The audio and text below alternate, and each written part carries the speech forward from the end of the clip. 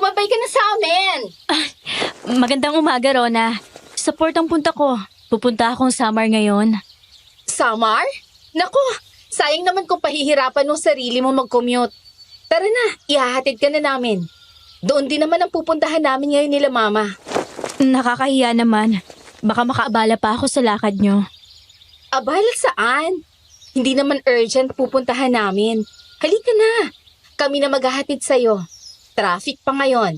Baka lalo ka matagalan papunta ron. Sige na nga. Maraming salamat, Rona.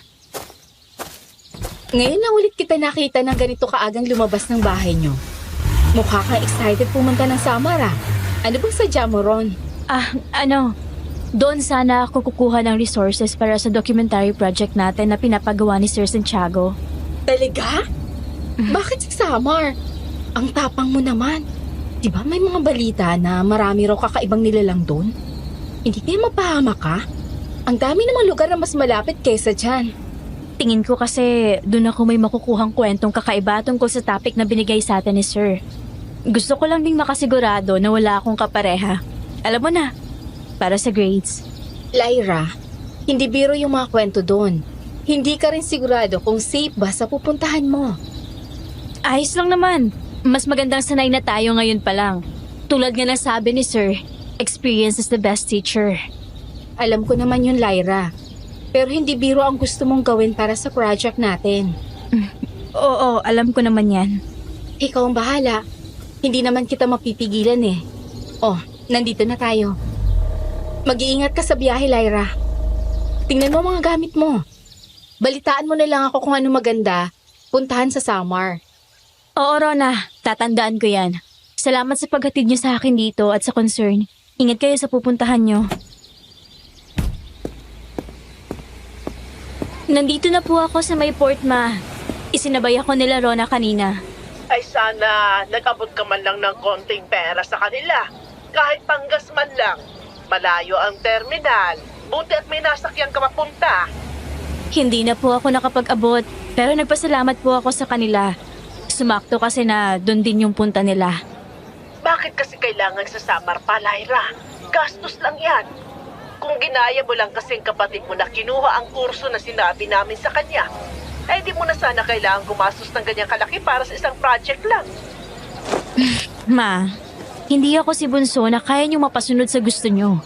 At saka pangarap kong maging journalist. Alam niyo naman yun, di ba? Pumayag pa nga kayo lalo na nung nalaman niyo kung saan ako posibleng makapagtrabaho pag natapos ako. Ay naku, Lyra. Pumayag ako dahil pinilit mo ang gusto mo. Kung ako lang ang masusunod, doktor ka na sana ngayon. Eto ka na naman, Mama eh. O siya. Mag-iingat ka sa pupuntahan mo. Tumawag ka ulit kapag nakarating ka na doon.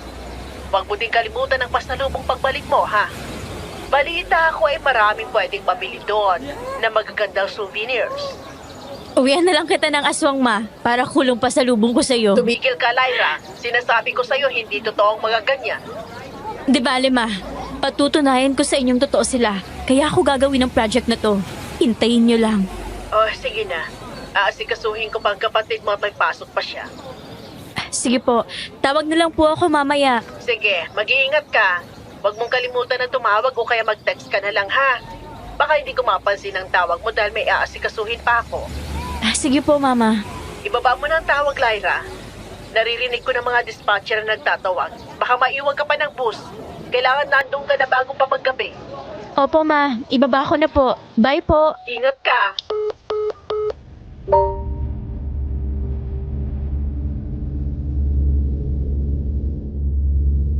May mga tanong ka ba sa sarili mo na kahit anong pilit mong sagutin, hindi mo pa rin kayang harapin? Yung mga tanong na paulit-ulit bumabalik sa isip mo, kahit gaano mo na sila tinatakasan. Magandang umaga, Miss Ligaya, at sa lahat ng nakikinig sa channel na ito. Ako si Lyra Del Rosario, isang journalism student mula sa Maynila. At ang kwentong ibabahagi ko sa inyo ay isa sa mga karanasang hindi ko kailanman makakalimutan hanggang ngayon. Noong panahong iyon, may isang simpleng documentary project kami tungkol sa mga lokal na alamat. Simple lang naman ang gagawin namin.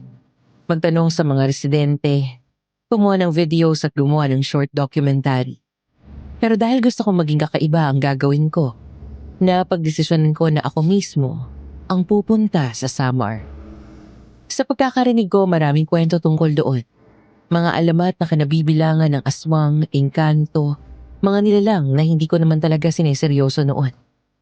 Pero nang makarating ako sa lugar na yon, may iba akong naramdaman. Yun bang parang may nakatitig sa'yo? Tapos kapag tinitingnan ko yung mga tao sa paligid ko, umiiwas sila sa titig ko. Hindi ko alam na yun na pala ang simula ng kalbaryo ng buhay ko. Yung akala ko simpleng dokumentary lang. Simpleng interview, video at storya ay mas nagiging kakaiba habang dumadaan ang mga araw. Hanggang sa napansin kong hindi na lang basta dayo ang turing nila sa akin. Naramdaman ko kaagad ang takot, misligaya. Hindi ko akalaing dadalhin ako nito sa isang sitwasyon na hindi ko kailanman ginusto.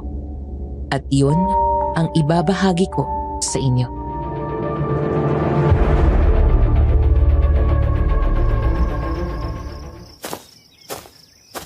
Nandito na po ako sa probinsya sa Samar, Ma. Mag-iingat ka sa pupuntahan mo, Lyra. Kailan ang balik mo? Next week pa po. Diyos ko, matagal pa pala. Magtipid ka dyan. Alam mo namang wala tayong pera. Opo, Ma. Sige po, maghahanap na po ako ng matutuluyan. Ang mga bilin ko, Lyra. Opo, Ma. Iha, mukhang bago ka dito ah. Ngayon lang kita nakita rito sa lugar namin. Ay, nakakagulat ka naman, Manong. Opo, ako po si Lyra Del Rosario. Kararating ko lang po rito. Isa akong journalism student po galing Maynila. Mag-research sana ako tungkol sa mga lokal na alamat. Alamat? Bakit anong meron sa mga alamat at dito mo naisipang magpunta? Ay ako nga pala si Nestor. Depende po. Pero mostly po about folklore. Mga kwento tungkol sa aswang, ganon. Nice to meet you po, Tio Nestor. Iha, hindi lang basta-basta kwento ang mga yun dito sa lugar namin. At mas lalong hindi rin dapat pinakikialaman ng kung sino-sino. Lalo na ng taga-ibang ibayo. Naiintindihan ko, Tio Nestor. Pero project po kasi namin. Kailangan namin gumawa ng documentary tungkol doon. Ay, kung documentary ang habol mo, dito ka sa tabing plaza tumigil. Matutulungan pa kita, Iya. Pero wag mong susubukang pumunta sa dulo ng baryo. Po? Bakit naman? Dahil doon nakatira si Amador Reyes. Amador Reyes? Ah, kilala ko po siya. May mga articles po siya noon tungkol sa ethics and media integrity. Siya po yung nag-lecture sa amin sa universidad namin noon. Inaan mo lang ang boses mo, Iya. Dahil baka may makarinig sa'yo. Dito sa lugar namin, hindi basta-basta binabanggit ang pangalan ni Amador. Baka ngayon nga hindi mo na siya makilala. Dahil ibang-iba na siya kaysa dati. Hindi ko alam kung pananakot ba yun o babala. Pero sa paraan ng pagsabi ni Tio Nestor, pakiramdam ko mas mabuti atang hindi ko nalang malaman. Salamat po sa concern, Tio. Pero sanay naman na ako sa fieldwork, kaya kaya ko naman ang sarili ko. Pero hindi mo pa kabisado ang baryong ito, Iya. May mga patakaran dito na kapag hindi mo sinunod ay baka ikapahamak mo. Tulad na lang ng bago lumubog ang araw, lahat ng tao na nasa labas pa ay dapat nasa loob na ng mga bahay nila. Po, pero ang... Wala kang magagawa kundi ang sumunod. Dahil yun ang patakaran dito, Iya. At kung sakali mang itutuloy mo ang pangangalap ng impormasyon tungkol sa proyekto mo, mas mabuti kung magdodoble ingat ka. Dahil minsan yung hinahanap mo, hindi mo alam. Nasa harapan mo lang pala ang sagot. Sige po, Tio Nestor. Salamat po sa mga paalala nyo. Huwag po kayo mag-alala dahil mag-iingat naman ako. Bakit ba ang titikas ng mga ulo nyo mga bata kayo? Bahala ka, Lyra. Basta't binalaan na kita. Huwag mong sabihin hindi kita pinagsabihan. Mag-ingat ka sa mga tao rito sa paligid mo. Dahil baka hindi mo pa alam, nililin lang ka na pala nila. Okay. Wala pa akong isang araw dito pero tinatakot na agad ako. Akala ba niya matitinag ako sa gusto kong gawin? Hindi.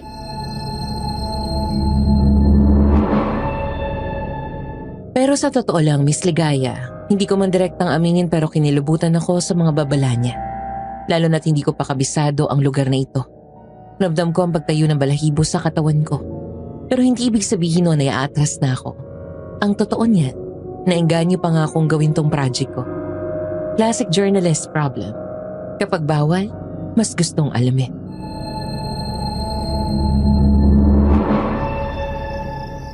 Ihahatid kita sa bahay ni Aling Nena. Mas maganda kung doon ka muna kay Aling Nena tumuloy pansamantala. Kung may mga tanong ka, ay pwede mo siyang tanungin. Pero wag mo nang ipilit pa ang mga hindi dapat. Kung ano lang ang sinabi niya ay sana hanggang doon na lang. Para rin sa kapakanan mo yun, Iha. Opo, Tio Nestor. Salamat po. Basta ha, kapag may narinig ka na kahit anong ingay sa labas, wag mong papansinin. Paano po kung may nanghihingi ng tulong? Hayaan mo si Aling Nena ang umasikaso noon. Isipin mo ang kaligtasan mo, Iha. Mas importante yung kaysa sa proyekto mong yan. Opo. Ay nandito na tayo. Oh, Nestor, kumusta? Anong maipaglilingkod ko? Magandang araw, Aling Nena. Ayos lang ho ako. May kasama nga pala akong dayo dito sa lugar natin. Halika kayo at pumasok. Halika, Iha. Bumasok na tayo. Maupo muna kayo. Ikaw, Iha, gusto mo ba ng kape? Juice? Nestor, kaano-ano mo nga pala ang magandang batang ito? Asalubong ko lang sa daan kanina, Aling Nena. Hindi ko pa siya nakita noon dito, kaya nilapitan ko. Alam mo namang hindi dapat ito pinupuntahan basta lang ng mga dayo ang lugar na to, di ba? Kung ganon, anong ginagawa niya dito? Anong pangalan mo, ha? Magandang araw po. Ako nga po pala si Lyra Del Rosario. Ganda for short. Lyra na lang po. Ay, may pagkakwela ka rin pala, Iha. Masaya akong makilala ka, Lyra. Ano nga palang pakay mo dito sa lugar namin? Nakapagtataka lang dahil bihira ang may mapadpad na dayo dito sa amin. May project po kasi ako. Nabasa ko po kasi na marami nun dito sa lugar na to. Ha? May alam ka ba sa lugar na ito? May mga naririnig na po. Kaya po ako nandito para masigurado kung totoo din po ba ang mga yon. Ano bang gusto mong malaman? Sasagutin ko na lang yon. Totoo po ba talaga ang aswang dito?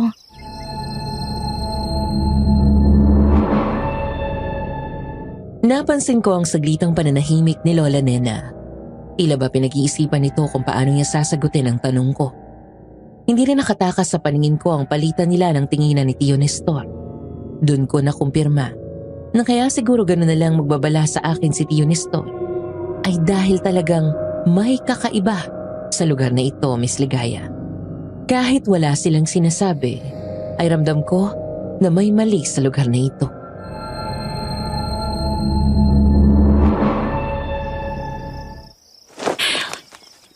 Tingin ko, hindi magandang pag-usapan kaagad ang tungkol dyan, Iha. Siya nga pala, may matutuluyan ka na ba? Kaya ako siya dinala ngayon dito, Aling Nena. Alam kong mas ligtas siya kung dito muna siya sa'yo. Bakit? May balak ba siyang puntahan? Si Prof. Amador Reyes po sana. Gusto ko po siyang hanapin at makausap. Nabanggit kasi ni Tio Nestor na dito pala siya nakatira. Magaling po siyang propesor at marami na akong natutunan sa kanya noon. Kaya alam kong malaki po ang maitutulong niya rito sa proyekto ko. Ha? Bakit? Anong kailangan mo kay Reyes? Naku, Iha, huwag mo na siyang hanapin o balaking kausapin. Di magandang plano yan. Sinabi ko na sa kanya yan kanina, Aling Nena, pero parang wala naman siyang balak makinig kaya baka sa'yo. Maintindihan niya kung bakit pinagsabihan ko siya kanina tungkol doon. Nagtataka lang po ako. Bakit po ba bawal banggitin ang pangalan niya? Sabi ni Tio Nestor ay hindi na siya tulad ng dati. Ano pong meron sa kanya? Maraming may ayaw kay Reyes sa probinsya naming ito. Maraming nagsasabi na simula nang bumalik siya dito ay marami ng mga nawawala. Bata, guro, maski mga hayop. Totoo po ba yan, Aling Nena? Proven po ba na siya talaga yung may pakana nun? Yung mga nawawala po? nahanap na po ba sila? Matagal lang usap-usapan yan dito sa lugar namin, Iha.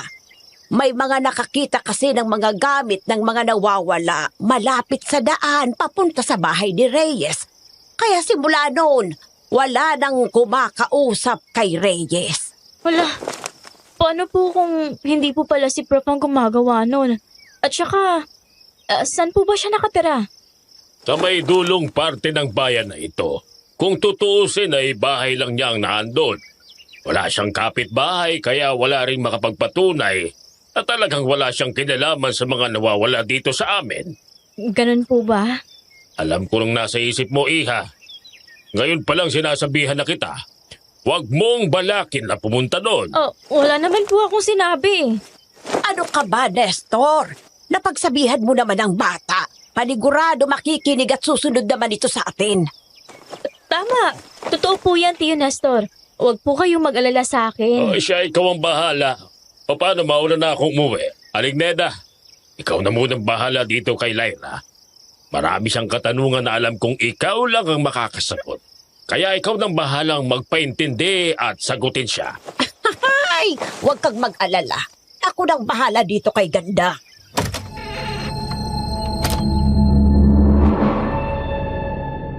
Pagkaalis ni Tio Nestor ay sakalang ako inasikaso ni Lola Nena.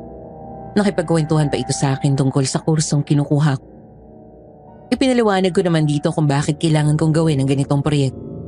Naintindihan naman ni Lola ang dahilan ko at sinabi nito na handa siyang sagutin lahat ng mga tanong ko.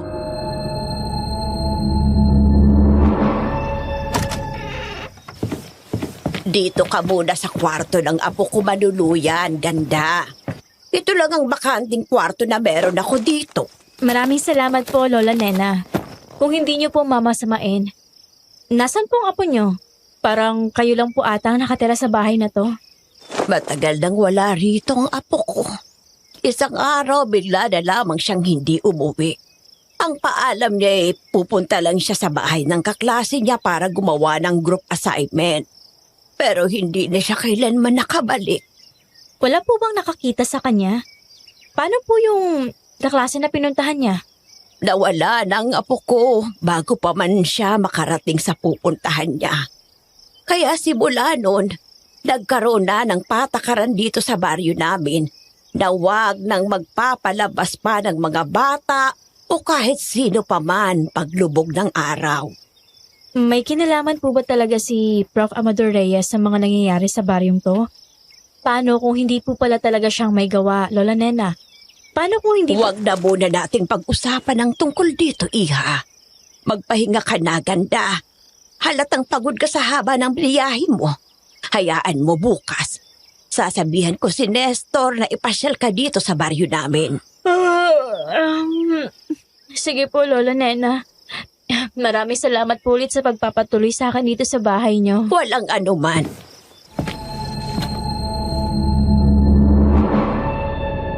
Bago ako tuluyang nakatulog ay inilibot ko muna ang paningin ko sa buong kwarto. Nakita ko ang mga magagandang drawings na nakasabit sa dingding. Mukhang magaling at talented ang apo ni Lola Nena. Nakita ko din ang picture nito na kasama si Lola Nena at kung tatansyahin ay mukhang kaidaran ko lang siya. Nakakalungkot man ang sinapit niya ay hindi ko pa rin maiwasang magtaka tungkol kay Professor Amador Reyes. Talaga bang siya ang may dahilan nito? Napabuntong hininga na lang ako, Miss Ligaya. At itinulog na lang ang mga tanong na nasa utak ko. At gaya ng sabi ni Lola Nena, kinaumagahan ay muli akong pinuntahan ni Tio Nestor para ipasyal sa bayan nila. Dala ang kamera at ilang gamit ko ay sumama ako sa kanya.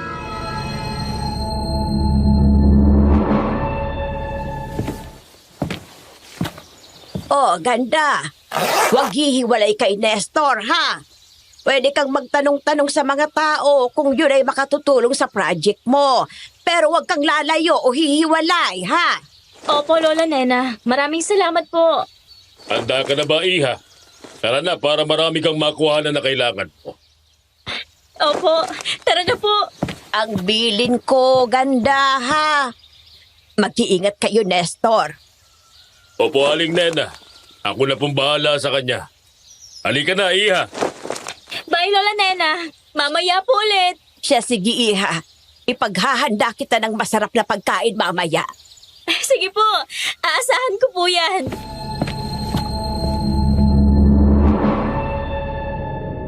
Gaya ng sinabi ni Tio Nestor, inilibot niya ako sa may baryo. Ipinakilala pa ako nito sa iba pang kakilala niya na nakatira rito. Kahit nakakailang at nakakatakot ang tingin sa akin ng iba, ay hindi ko na lang iyon pinansin. Gusto ko mag-focus sa project ko. May mga ilan kaming napagtanungan tungkol sa balita ng mga nawawala dito sa baryo. Pero habang nasa daan kami ni Tio Nestor, ay napatingin ako sa isa pang daan. Sa pagkakarinig ko kanina sa ilang tao doon, ang daan na yon ay papunta sa bahay ni Professor Amador Reyes. Dala ng curiosity ko, nagpaalam ako kay Tio Nestor na may titingnan lang ako saglit. Pero ang totoo ay tinahak ko ang daan na sinasabi nilang bawal kong puntahan.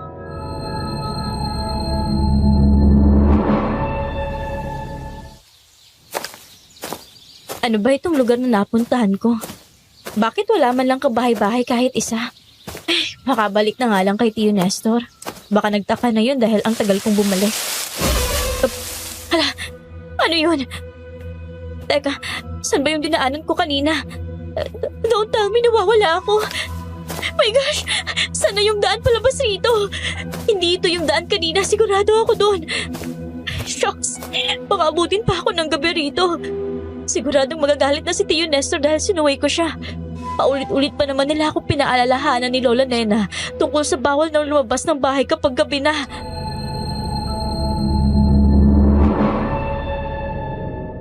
Nawala na ako ng pag-asang mahanap ko pa ang pinanggalingan ng daan na pinasukan ko kanina, Miss Ligaya. Natigilan na lang ako nang makitang napadpad na pala ako sa isang bahay.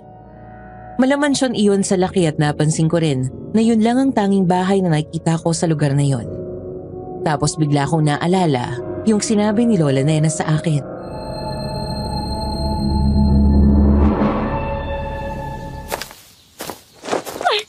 Huwag mong sabihin napadpad ako sa bahay ni Prof. Amador Reyes. Hello po? May tao po ba dito? Tao po! Sino yan? Anong ginagawa mo dito? Hello po. Pwede po bang magtanong? Nawawala po kasi ako. Alam niyo po bang daan pabalik po sa may baryo? Paano ka napadpad sa lugar na ito? Hindi basta-basta pwedeng pumunta rito. Pasensya na po. Curious lang po kasi ako dito sa daan papunta rito kaya pinuntahan ko po. Mahihirapan kang bumalik doon. Dumito ka muna. Isasabay na lang kita kapag pupunta na ako sa baryo. Sige po. Salamat. Kayo po ba si Prof. Amador Reyes? Ako nga. Paano mo ako kilala? Ako nga po pala si Lyra Del Rosario, isang journalism student sa isang universidad sa Maynila. Naalala ko po kasi, naging speaker po kayo dati sa school namin. Ang totoo po niyan, isa po kayo sa mga kilalang tao na hinangaan ko sa larangan ng journalism, kaya napunta ako rito. Paano ka naman napunta rito? Kung taga Maynila ka pala. Malayo ang lugar mo dito. Para po sana sa isang documentary project. Alam niyo naman po kung paano ang kalakaran sa kursong to. At anong topic ang kailangan mong i-feature? Tungkol po sa mga aswang. Kung totoo ba ito o isang alamat lang? At nandito ka para patunayan na totoo yun, tama ba? Opo. Sige, tingnan ko kung may maitutulong din ako sa project mong yan.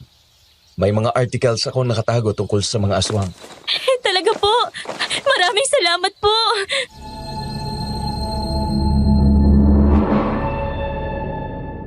Pinatuloy muna ako ni Professor Amador sa bahay niya. Pagpasok pa lang namin ay bumungad na sa akin ng napakalaking portrait niya. Pati na rin ang mga awards at certificate na natanggap nito bilang isang propesor. Naalala ko pa kung gaano siya kagaling sa pagdidiscuss kung paano maging isang effective na isang journalist.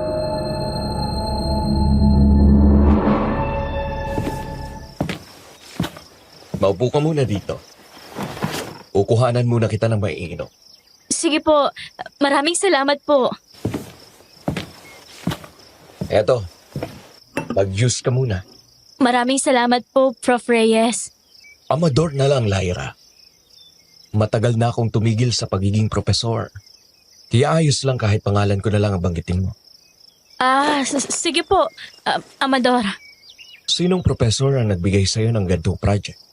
Si Professor Luis Santiago po. Ah, si Luis pala. Mukhang kung ano-anong project ang binibigay niya sa inyo. Magkakilala po kayo ni Sir Santiago? Oo. Kaibigan ko siya. Siya bang nagsabi sa yung dito ka pumunta para sa documentary project mo? Hindi po. Nag-research din po kasi ako kung saan ang mga lugar na may mga paniniwala tungkol sa aswang. At isang Samar sa mga nabanggit, kaya ito ang pinili ko. Ganun ba? Ano naman ang dahilan kung bakit pinili mo ang probinsyang ito? Marami pang mga lugar kung saan sikat ang mga aswang. Kaya bakit dito sa Samar mo naisipang maghanap ng kasagutan? Gusto ko po kasing maiba. Yung ibang kaklase ko kasi ay sa iisang lugar nila balak mag-feature. Ang sa akin naman po ay gusto ko yung wala akong kapareha kaya dito ako pumunta. Kung ganon, sinong nagsabi sa iyo tungkol sa lugar na ito? Alam mo bang walang kahit na sino ang naglakas loob magpunta dito sa lugar ko? Nabanggit po kasi sa bayan na dito po kayo nakatira. Ano pang sinabi nila? Na huwag kong mababanggit ang pangalan nyo. Pero nandito ka na ngayon. Ibig sabihin ba noon ay hindi ka naniniwala sa kanila? Hindi naman po sa ganon. Ayoko lang pong manghusga kaagad. Nagtataka lang po ako kung bakit ayaw po nilang sinasabi yung pangalan nyo. Sa tingin ko, hindi mo pa naririnig kung anong tingin sa akin ang mga tao rito.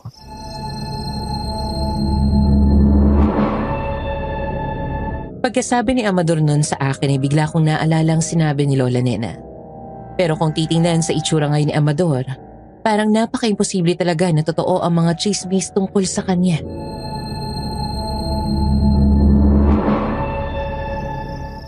Halika at kumain na muna tayo. Mukhang gutom ka na din base sa itsura mo. Ay, pasensya na po. Sige po, salamat po sa pag-alok. Kung may gusto kang itanong ay huwag kang mahihiyang itanong sa akin. Opo, susubukan ko pong hindi mahiya. Bakit ganyan ka makatingin sa akin? May dumi ba ako sa mukha? Hindi pa din po talaga ako makapaniwala na kaharap ko po kayo. Dati nasa may bleachers lang po ako, nakikinig sa inyo mula sa malayo. Ngayon ay heto ako. Ngayon mas malapit na po ako sa inyo. Mukhang isa ka sa mga tagahanga ko, Lyra. Hindi ko po yan dinedenay. Hanggang ngayon naaalala ko pa ang mga sinabi nyo na kapag nasa ganitong kurso ay dapat handa kaming isiwalat ang totoo kahit gaano pa kahirap paniwalaan ng tao. Masaya akong marinig na may natuto sa tinuro ko noon. Salamat, Lyra. Walang anuman po. Sana po ay marami pa akong matutunan sa inyo. Gusto ko po maging kagaya nyo na isang magaling na journalist. Hindi naging madali yung pinagdaanan ko sa larangang ito, Lyra. Kagaya mo, ay inaral ko din kung paano maging effective na journalist. Salamat sa compliment. Kaya huwag mong ikulong yung sarili mo sa expectation na magiging katulad mo ko. Kasi hindi mo alam. Baka mahigitan mo pa ako sa hinaharap.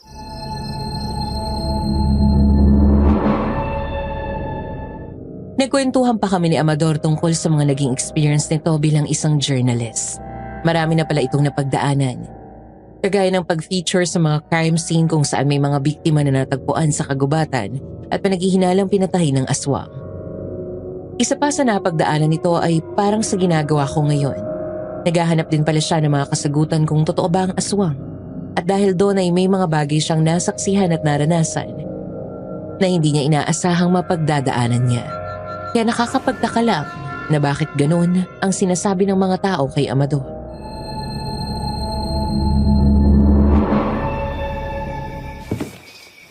Ikaw lang po bang nakatira dito? Oo, nasa ibang lugar na kasi ang pamilya ko. Naiwan ako dito para may maiwan na magbabantay dito sa bahay na ito. Ganun po ba? Hindi ka po ba nalulungkot dito?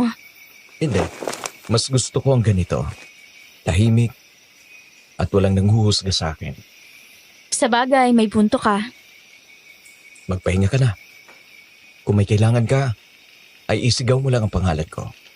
Sige po, maraming salamat po ulit.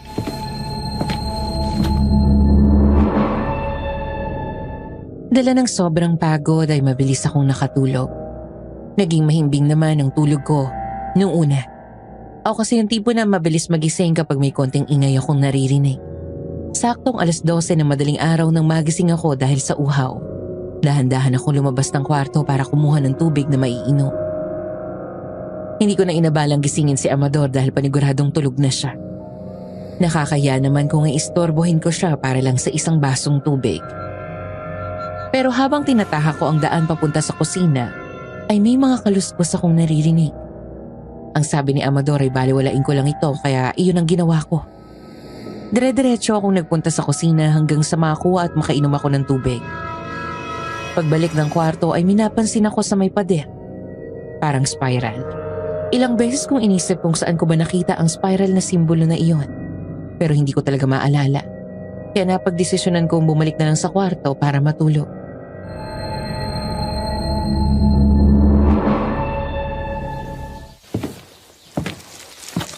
Magandang umaga, Lyra. Kumusta ang tulog mo? Magandang umaga, Amador. Ayos naman ang naging tulog ko. Napansin ko yung gamit na baso. Nagpunta ka ba rito kagabi?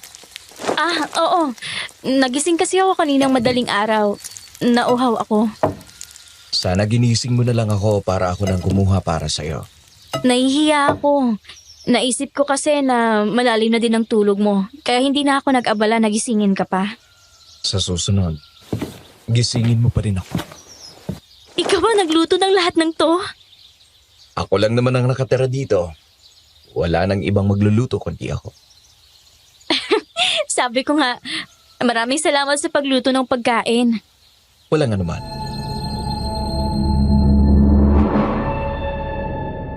Nagkwentuhan ulit kami ni Amador habang kumakain ng agahan. Naging topic naman namin ang mga chismis na kumakalat na siyang dahilan kung bakit maraming nawawala at kung paano niya tinatanggap ang mga iyon. Nakakabilib na kahit ganoon ang tingin sa kanya ng mga tao dito sa baryo, ay may pakailam at concern pa rin ito sa mga kasamahan niya.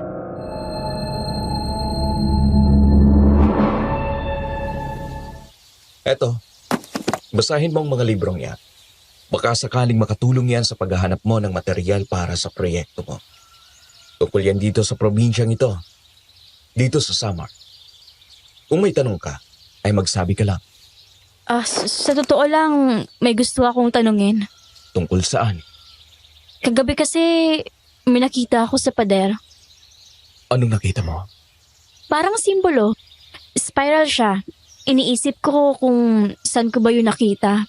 Pero hindi ko maalala. Matagal nang nandun ang simbolong sinasabi mo. Simula nang maipagawa ang bahay na ito, meron na yan. Ganun ba? So, saan ako pwedeng magsimula sa pag-research? Magsimula ka muna sa history ng lugar na ito. Importanteng malaman mo muna ang background at kung anong meron sa lugar na ito. Oo nga, no? Mas magandang malaman muna ang history. Baka dito ay may makuha akong pwedeng i-feature tungkol sa aswang. May mga libro pa dyan na pwede mong basahin. Ilista mo muna lahat ng impormasyon na kailangan at magagamit mo para madali na lang hanapin pag natapos. Salamat. Dito ka muna. May gagawin lang ako sa labas.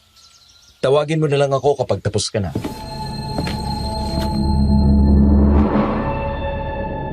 Sinimulan kong maghanap ng mga kasagutan at impormasyon sa librong ibinigay sa akin ni Amador kanina. May mga nahanap naman ako pero pakiramdam ko ay may kulang pa din. Kaya nagpunta ako sa mga bookshelves para maghanap pa. Habang isa-isa kong tinititigan ang mga libro, ay napukaw ang atensyon ko sa kahon na nakatago sa likod ng mga libro. Medyo may mga kalumaan na mga kahoy na yun. Wala na sana akong balak pansinin yon pero parang may nagsasabi sa akin na tingnan ko kung ano ang laman nun. Kaya kinuha ko yun, Miss Ligaya.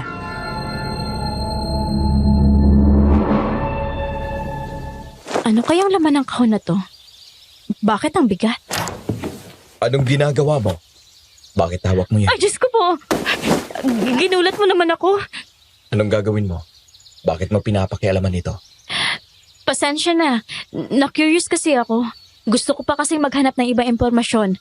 Ang kaso nakita ko yan, baka ka ako may mahanap din ako dyan. Yung mga libro lang ang pwede mong galawin. Wala ka nang pwedeng pakialaman bukod sa mga libro. Naintindihan mo ba? Oo, pasensya na.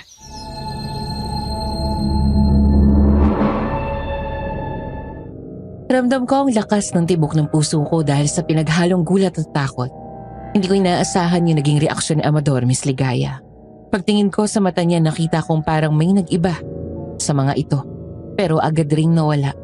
Wala na akong nagawa nang lumabas muna ito saglit ng library, dala-dala ang kahon na yon. Saka siya bumalik para tulungan ako sa pananaliksik.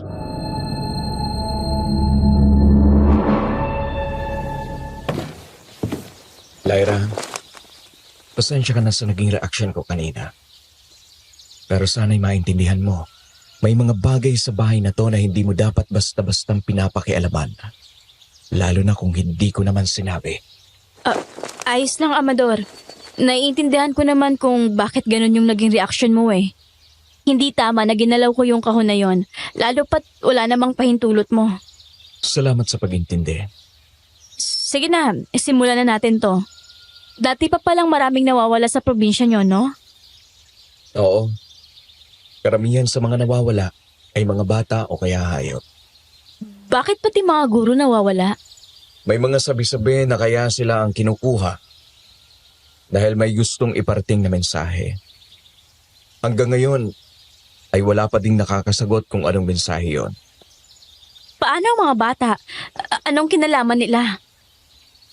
Madali silang maakit at mauto. Kaya ganon.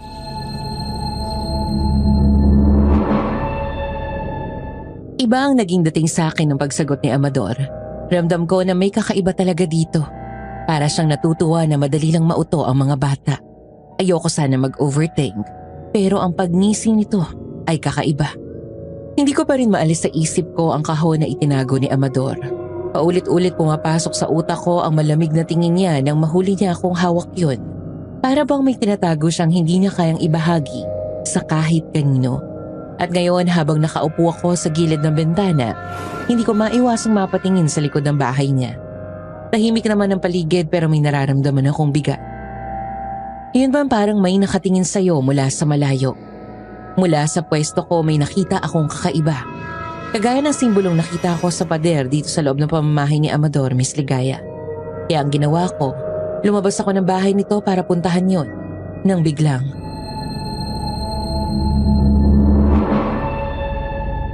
Anong ginagawa mo? Bakit ka napunta dito?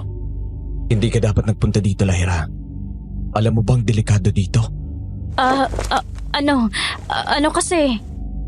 Huwag kang basta-basta lalabas ng bahay. Lalo na kung wala kang kasama. Sinabihan na kita, di ba? Na kapag may kailangan o tanong ka, ay magsasabi ka sa akin. Minsan ay ikapapahamak mo ang pagiging matigas ang ulo, Lyra. Pasensya na. May nakita lang akong... Alam kong nakita mo. Pero sana hindi mo na pinuntahan pa. Na-curious lang talaga ako. Pasensya na.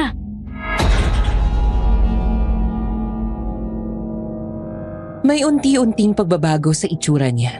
Hindi halata pero ramdam ko. Parang mas tumalim ang mga mata niya. Parang mas luminaw ang mga ugat sa gilid ng leeg niya. Kitang-kita ang galit sa kanya.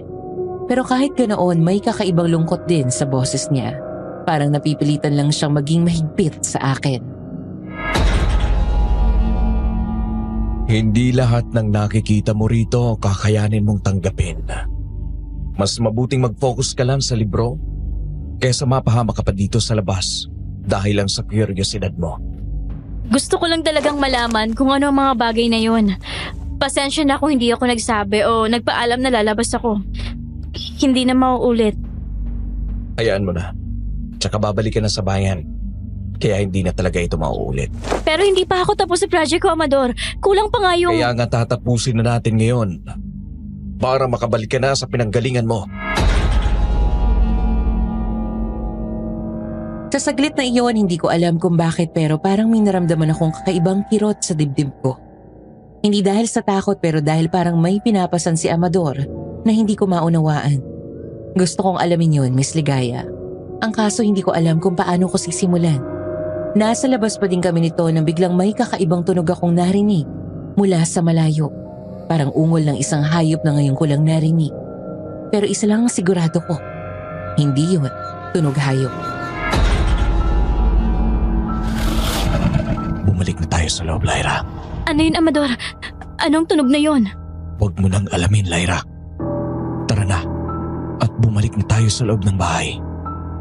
Isa lang ang masasabi ko. Hindi ligtas kung mananatili pa tayo dito sa labas. Tara na, bumalik na tayo kung ganun. Salamat sa pakikinig. Hindi ko sinasadyang hawakan yung kamay niya dahil sa kaba na naramdaman ko. Pero kinalabutan ako dahil naramdaman ko ang kakaibang lamig sa kamay nito. Parang lamig ng hindi normal na tao. Tahimik kaming kumain ni Amador nung gabing yun. Hindi ko alam kung ano ba yung dahilan ng pag-aalala ko. Kung yung bang narinig kong ingay kanina sa gubat o ang paraan ng pagtitig niya sa akin, ramdam ko talaga na may itinatago siya.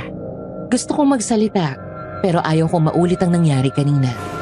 Baka mapiko na ito sa akin. Kanina pa lang sa labas ay ramdam ko nang naiinis na siya dahil sa kakulitan ko. Hanggang siya na mismo ang unang bumasag sa katahimikan sa pagitan naming dalawa.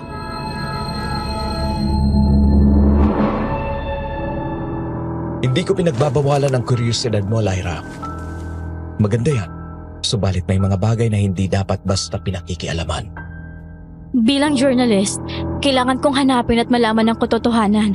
Kahit nakakatakot, gaya ng tinuro mo sa amin dati sa school.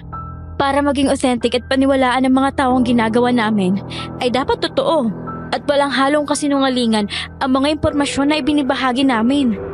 Hindi lahat ng katotohanan ay kailangang ilabas. Minsan, ang nalalaman mo ay siya ding magpapahamak sa'yo. Pero kung hindi natin ilalabas ang katotohanan na yun, kakalat ang takot at maling kwento. Kagaya na lang ng mga maling impormasyon tungkol sa'yo. Hindi mo man lang ba gagamitin ang katotohanan para linisin ang pangalan mo? Uulitin ko, Lyra. May mga bagay na mas mabuting itago na lang. Hindi lahat ng katotohanan ay nagbibigay ng kalayaan. Kung tungkol sa akin ang inaalala mo, huwag mo nang isipin yon. Pero, Lyra, ang katotohanan ay may dalawang muka. Isang maliwanag at isang madilim. Mabuti pang tumigil ka na dito hanggat maaga pa. ayoko. Madami pa akong kailangang malaman. Hindi pa ako tapos sa project na to. Hindi ko pa nalalaman ang katotohanan. Lyra, kung sakaling mahanap mo ang sagot sa mga katanungan mo, dalawang bagay ang mangyayari. Una, hindi mo magugustuhan. Pangalawa, hindi ka na makakaalis dito ng payapa. Aaminin ko medyo natakot ako sa huling sinabi ni Amador, Miss Ligaya. Pero dahil nasimulan ko na ito, ay desidido akong tapusin ito. Basta. Kung ano man ang mangyari, at least nalaman kong katotohanan, di ba? Mas gusto ko yon. At saka sigurado ka na ba na hindi mo lilinisin ang pangalan mo sa mga tao dito? Kahit na magpaliwanag ako, hindi nila maiintindihan yon. Naging sarado na ang isip nila sa katotohanan. Simula nang mangyari ang sunod-sunod na pagkawala ng mga tao dito sa baryo. Gusto mo bang malaman ang totoong dahilan kung bakit mag-isa lang ako dito? Oo. Gusto kong malaman. Baka hindi mo kayanin kung ano man ang malaman mo. Handa ako. Handa ako kung ano man yun. Ang totoo niyan, nandito ang pamilya ko dati. Wala talaga sila sa ibang lugar. Gaya ng sinabi ko sa iyo ng isang araw. Kung ganon, nasa na sila ngayon? Nawala sila dahil sa isang nilalang sa gubat. Nagulat ako dahil sa narinig ko. Hindi ko inaasahan yun. Hindi ko na alam kung ano ang sasabihin ko sa kanya. Nangingibabaw ang awa na nararamdaman ko para sa kanya. Ramdam ko kung gaano kasakit ang mawala ng pamilya. Pero may napansin akong kakaiba sa kanya, Miss Ligaya. Parang tanggap na niya ang nangyari sa pamilya niya. At parang hindi niya kayang sisihin ang nilalang na binabanggit niya. Matapos ang kwento ni Amador tungkol sa kanyang pamilya, bumalik ako sa kwarto. Pero hindi ko pa din matanggal sa isip ko naging revelasyon na iyon. Parang may bigat na bumabalot sa buong bahay. Habang nakaupo ako sa kama, may narinig akong malakas na kaluskos sa labas ng bintana.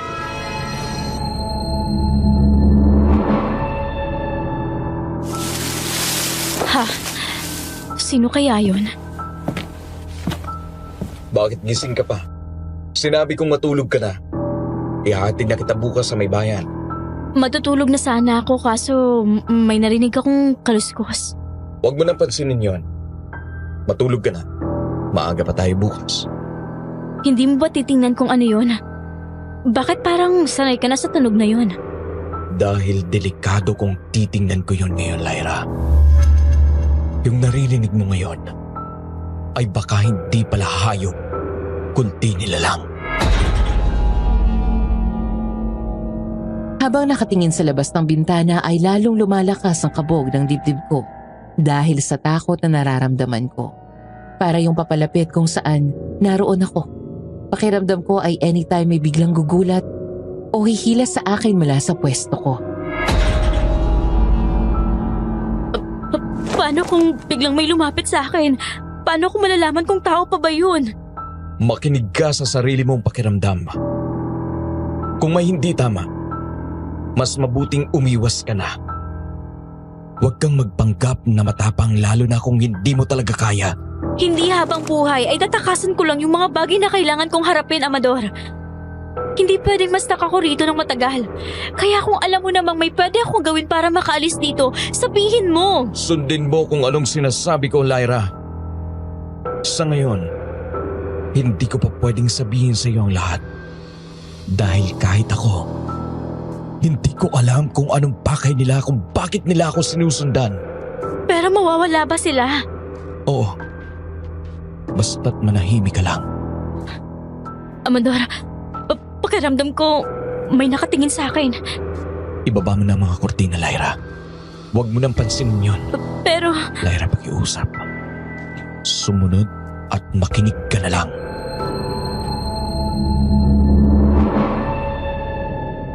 Dahil doon pakiramdam ko lahat ng nasa paligid ko may mali. Pakiramdam ko, Miss Ligaya, dito na talaga nagsisimulang masagot ang mga katanungan na hindi ko mahanap sa mga librong ibinahagi ni Amador. Kinabukasan na pagdesisyonan ni Amador na ihatid na ako sa mismong baryo matapos na nakakilabot na pangyayari kagabi. Pumayag na ako dahil kahit kaluskos pa lang ang mga naririnig ko, pakiramdam ko baka hindi lang yon ang magiging unang beses na mangyayari yon. Baka may susunod pa. Habang tinatahak namin ang daan pabalik ng baryo, ay napansin namin ang kumpulan ng mga tao sa labas ng barangay hall. Wala na sana kaming balak alamin kung ano ang nangyayari. Ngunit naagaw ng atensyon ko ang pamilyar na figura ni Tio Nestor na mukhang nakikisagap din ng balita sa ibang tao.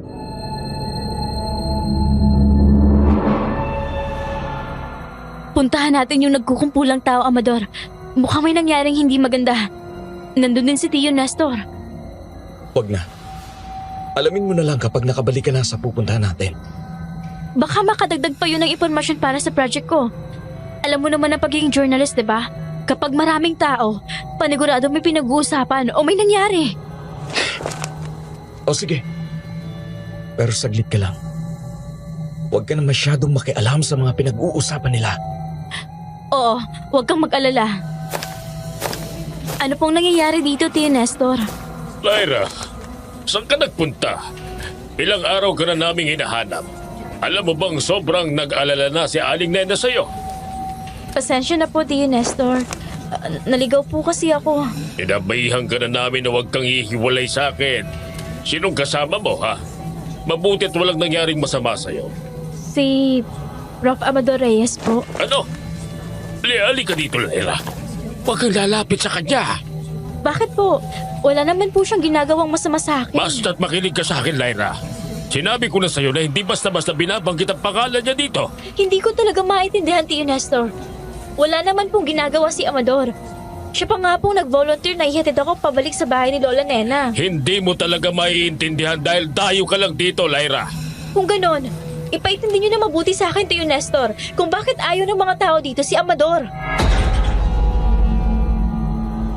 Saglitang nanaig ang katahimikan sa amin ni Tio Nestor. Ramdam ko din ang tingin ng ibang mga tao sa amin dahil sa naging argumento namin yun. Maya-maya pa, ay naramdaman kong lumapit sa akin si Amador. Lyra, anong nangyayari dito? Ayos ka lamang ba? Amador, ang lakas ng loob mong magpakita rito. Pagkatapos ng lahat ng nangyari, may gana ka pang pumunta rito sa baryo? Anong ginagawa ng isang halimaw na kagaya mo dito sa bayan na ito? Tigilan mo ko, Nestor. Wala kang mapapala sa akin. Nandito ako para ihatid si Lyra sa tinutuluyan niya. Anong wala? Kung ikaw ang tinuturo ng mga ebidensya tungkol sa pagkawala ng mga bata, hayop at guro sa lugar na ito. Wala kang patunay na ako nga ang may gawa niya, Nestor. Kaya sana, alam mong masama ang mambintang. At may karapatan din akong manahimik. Lalo na't wala naman kayong kahit anong ebidensya laban sa akin. Nagpalipat-lipat ang tingin ko kay Amador at Tio Nestor. Kapansin-pansin ang tensyon sa kanilang dalawa. Kita ko kay Amador ang pagpipigil niya ng galit, habang si Tio Nestor naman ay tila lalong iniuudyok si Amador na magalit ito. Tara na, Amador. Aking kasasama pabalik sa bahay ni Aling Nena, Lyra. Pero Tio, Huwag kang pasaway, Iha. Makinig ka naman kahit minsan, pwede ba? Lyra, halika na. Ako na maghahatid sa'yo. Tumigil ka, Amador. Alam kong may ibang pakay ka kay Lyra. Huwag mong idamay ang bata sa gulo mo. ano pong ibig niyong sabihin, Tio Nestor? Umalis na tayo, Lyra. Huwag mo kong pinangungunahan, Nestor. Ihahatid ko lang siya. Pasensya na po, Tio Nestor. Pero sasabay po ako kay Amador. Sinabihan na kita, Lyra. Sana'y huwag mong pagsisihan ang mga naging desisyon mo.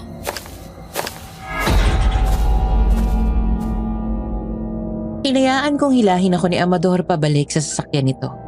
Ngunit ang utak ko ay nanatili sa naging argumento namin ni Tio Nestor. Hindi ko alam kung ano ba ang ibig niyang sabihin. Ramdam ko ang sarkasmo sa kanya. Pero ramdam ko din na may gusto itong ipahiwatig. Simula nang mapadpad ako sa bahay ni Amador ay tila may mga piraso ng puzzle na nawawala. Pakiramdam ko, malapit na ako sa katotohanan ngunit parang malabo pa rin. Amador, Bakit? May kailangan ka ba? anong meron sa inyo ni Tio Nestor? Bakit mukhang hindi kayo magkasundo? Bakit parang may galit kayo sa isa't isa? Matagal nang mainit ang dugo sa akin ni Nestor, Lyra. Ako ang pinagbibintangan niya sa mga nawawala dito sa baryo. Sa kanya din nagsimula ang mga usap-usapan tungkol sa akin. Pero bakit ganyan ang pakikitungo niya sa'yo? May nagawa ka ba sa kanya noon kaya mainit ang dugo niya sa'yo? Bagay nga sa'yo ang kursong kinuha mo, Lyra. Lahat napapansin mo. Mukhang magiging magaling kang journalist. Salamat. Pero wag mong ibahin ang usapan. Bakit nga ba kasi mainit ang dugo sa'yo ni Tio Nestor? Dahil sa akin niya isinisisi ang pagkawala ng anak niyang babae.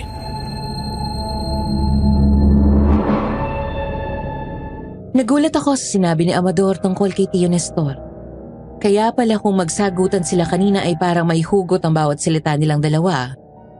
Yun pala ay may malalim pala talagang dahilan ng sarkasmo ni Tio Nestor at kay Amador kanina.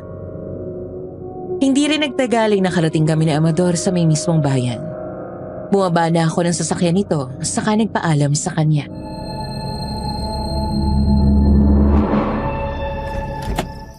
Salamat sa lahat ng tulong na ibinigay mo sa akin, Amador. Hindi ko makakalimutan ang kabutihan mo. Paniguradong marami akong maikikwento kay Sir Santiago. Walang anuman, Lyra. Sana'y sapat na ang mga nakuha mong impormasyon at experience para sa ipipicture mong documentary. Mag-iingat ka palagi. Amador, may paraan pa ba para makausap ulit kita? Malay mo may susunod ulit akong project at kailangan ko ng tulong mo. Alam ni Santiago ang email address ko. Tanungin mo na lang sa kanya pagbalik mo ng Maynila. O siya, mauna na ako. Ikinagagal akong makilala ka, Lyra. Salamat ulit, Amador. Ingat sa pag-drive pa uwi.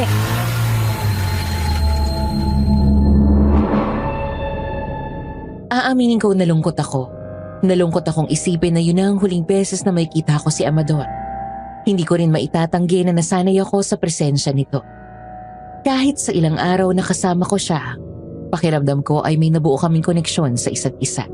Siguro kung hindi ko lang naranasan yun kagabi, ay baka mas matagal ko pang makakasama ito. Naglakad-lakad ako pabalik sa bahay ni Lola Nena At kita ko ang ginhawa sa mukha nito nang masilayan ako sa may kalsada pa lang. Nakita ko naman si Tio Nestor na kararating lang din.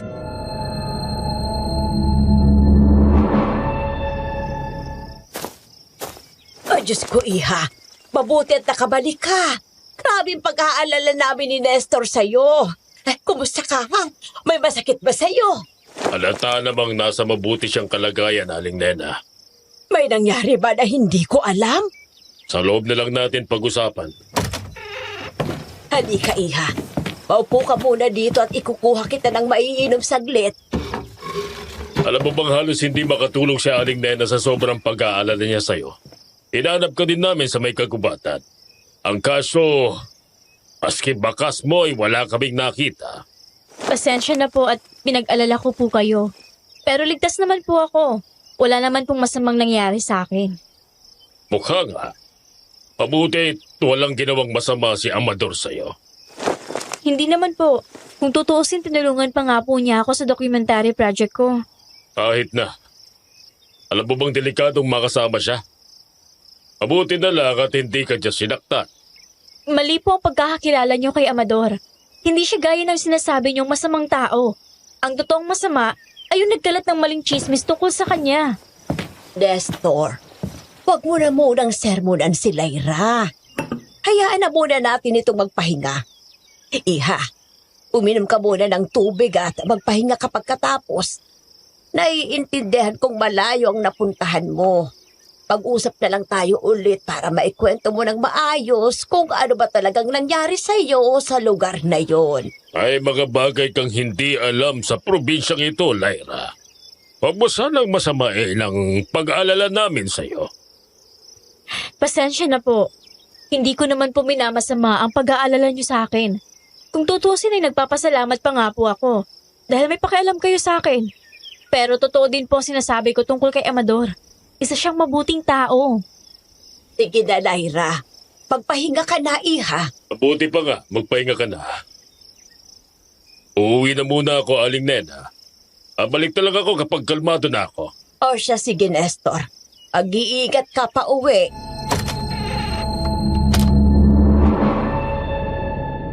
Inihatid ako ni Lola Nena sa kwarto ng apo niya. Dala na rin ang pagod at puyat nitong mga nakarang araw ay mabilis akong nakatulog. Pero sa kalagitnaan ng pagtulog ko ay muli ko na namang naalala ang mukha ni Amador. Maski ang mga naging kaganapan sa tahanan nito. Bigla akong nagising dahil pakiramdam ko ay binabangungot ako.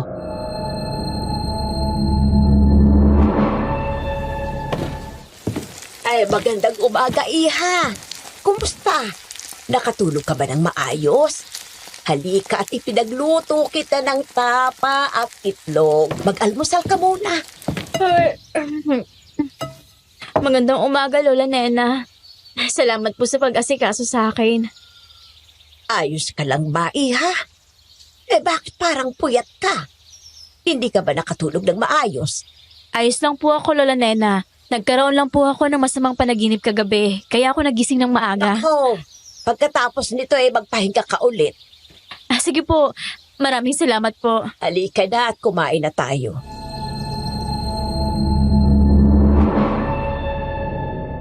Inasikaso ko ni Lola Nena. Sinigurado pa nito na kumain ako ng mabuti. Nagkwentuhan naman kami nito tungkol sa nangyari nung nasa puder ako ni Amador. Tahimik lang itong nakinig sa akin. Hindi ko man lang ito nakitaan ng gulat o kung ano pa mang reaksyon. Tila sanay na ito sa mga ganoong kwento. Pero gayon pa man ay sinigurado kong totoo lahat ng kinuwento ko dito. Nasa kalagitnaan pa kami ng pagkukwentuhan ni Lola Nena nang nagmamadaling pumasok si Tio Nestor sa loob ng bahay.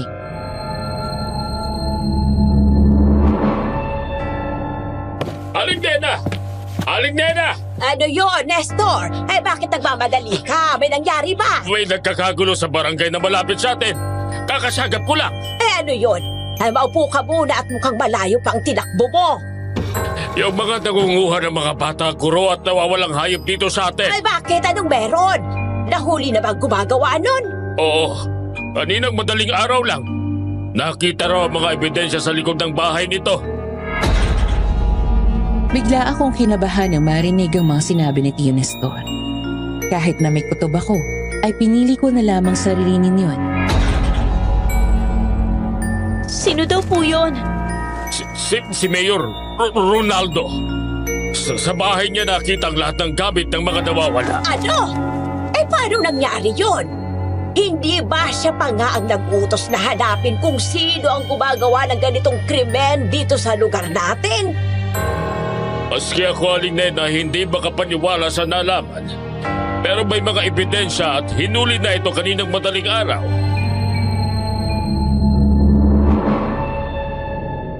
Hindi ko alam pero ramdam kong may mali sa balitang yon. Bigla akong naalala ang nakakakilabot na pangyayari sa bahay ni Amador nung isang araw. Si Mayor Ronaldo ba iyon? Iyong nakita ko sa lugar na yun? Bakit ganon? Bakit parang may mali talaga? May detalye ba akong nakaligtaan? Simula nang mahuli si Mayor Ronaldo ay nagkaroon ng kapayapaan ng buong baryo maski na ang kalapit nitong barangay. Ang mga bata ay masaya at malaya nang nakakapaglaro sa labas. Ang mga hayop ay malaya na ding na ilalabas sa kanilang kulungan. Mukhang tapos na ang pagkalap ko ng mga impormasyon para sa documentary project ko. At kung kailan naghahanda na ako pabalik ng Maynila, may hindi ako inaasahang tao na nakita sa baryong ito.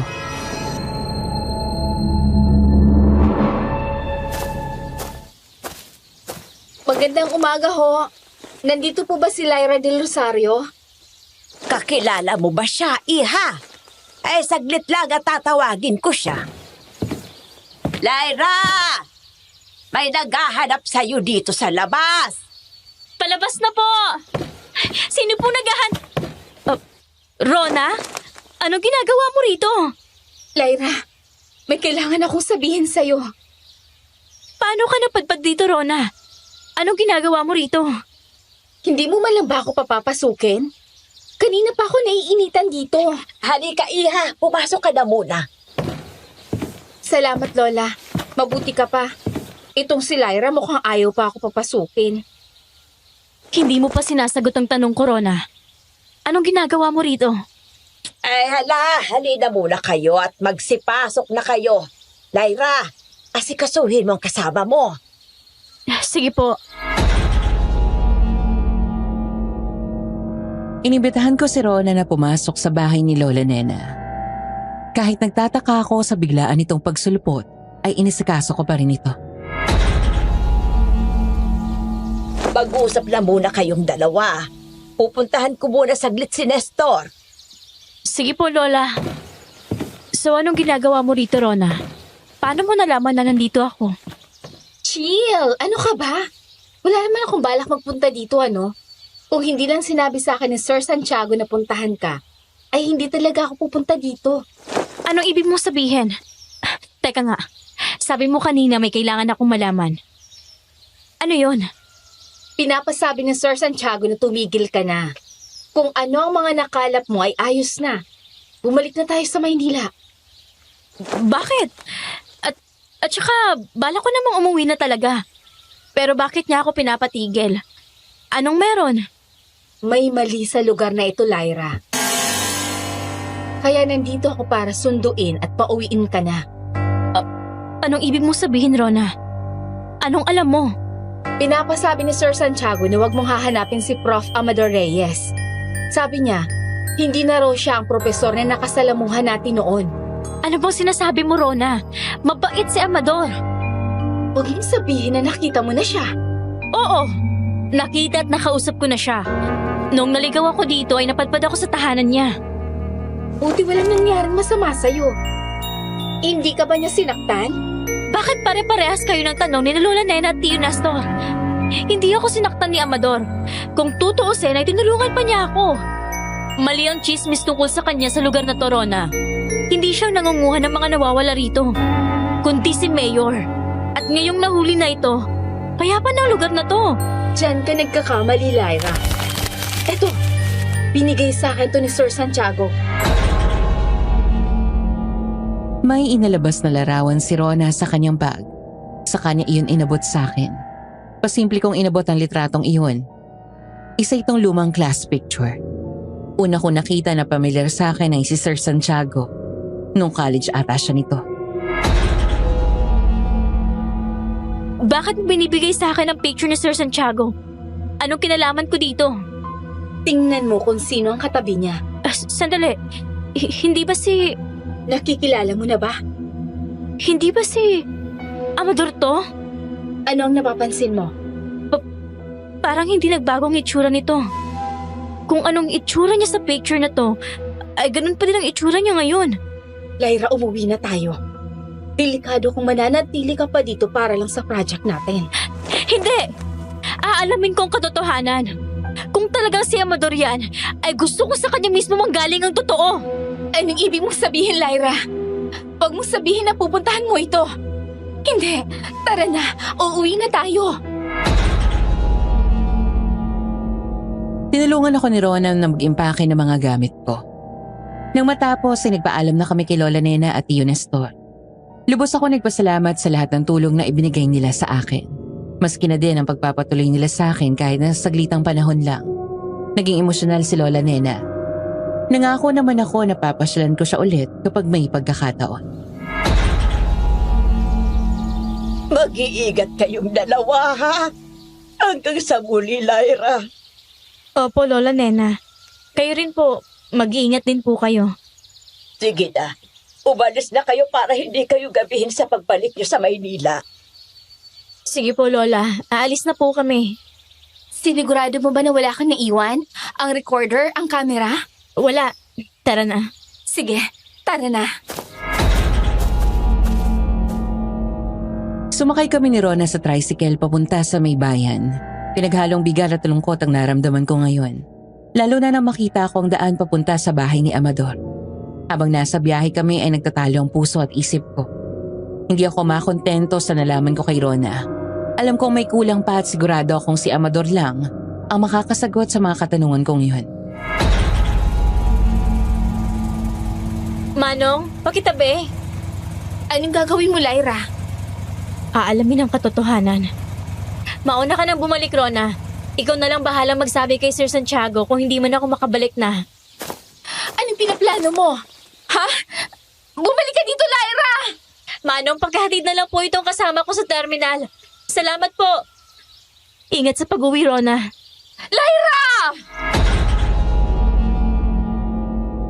Tumakbo ako papunta sa daan kung saan ako naligaw. Natatandaan ko ang dinaanan ko papunta sa bahay ni Amador. Hindi ko pinansin pa ang ilang beses na pagtawag ni Rona sa pangalan ko. Ang alam ko lang ay mas binilisan ko pa ang pagtakbo palayo dito. Muli kong tinahak ang masukal na daan papunta sa bahay ni Amador. At nang makarating ako dito, ay agad akong kumatok sa pintuan nito. Amador! Nandiyan ka ba? Pagbuksan mo ako ng pinto, please! Lyra? Anong ginagawa mo dito? May gusto pa akong malaman. Marami ka pa dapat sabihin sa akin. Lyra, sinabihan na kita. Hindi lahat ay kailangan mong malaman. Ano pa bang gusto mong alamin? Hindi pa ba sapat ang naranasan at na-witness mo sa baryong ito? Hindi. Hindi sapat yon. May bago ako na-discover at alam ko ikaw lang ang makakasagot noon. Pumasok ka na muna. Pinagbuksan ako ng pinto ni Amador sa kanya ako pinapasok sa bahay niya. Pagkapasok ko pa lang ay may kakaibang amoy na akong nalanghap. Hindi ko maintindihan ang amoy na yon. Basta hindi siya kaaya-aya. Para siyang may sinusunog ng buhay. Anong na-discover mo, Lyra? Anong amoy na yun, Amador? May sinusunog ka ba? Huwag mo nang pansinin kung ano yon. Gusto kong malaman kung anong na-discover mo. Pwede bang makahingi muna ng tubig? Nauuhaw na kasi ako. Sige, maupo ka na lang muna dyan. At ipagkukuha kita ng tubig. Salamat. Hinintay ko si Amador na kumuha ng tubig para sa akin. At habang hinihintay siya ay iniisip ko kung paano ko ba sasabihin sa kanya ang tungkol sa larawan na ipinakita sa akin ni Rona. Wala akong lakas ng loob na magtanong. Natatakot ako na baka totoo nga ang iniisip ko tungkol kay Amador. Ilang sandali pa ay bumalik na ito dala ang isang basong tubig.